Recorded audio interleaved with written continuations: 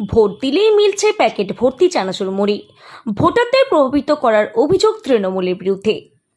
Vote দিলেই তৃণমূলের তরফে মিলছে প্যাকেট ভর্তি চানাচুর মুড়ি।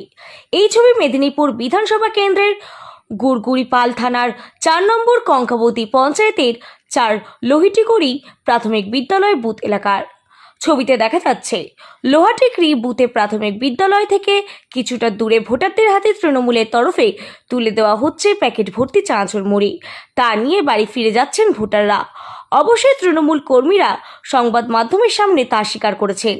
মেঘনাথ নায়ক নামে এক তৃণমূল কর্মী বলেন, সকাল থেকেই এই বুথ এলাকার ভোটারদের চানাচুর মুড়ি দেওয়া হচ্ছে। মুড়ি দিয়েছি। ভোট দিয়েছো? ভোট দিয়েছি। এই ভোট দিয়েছে।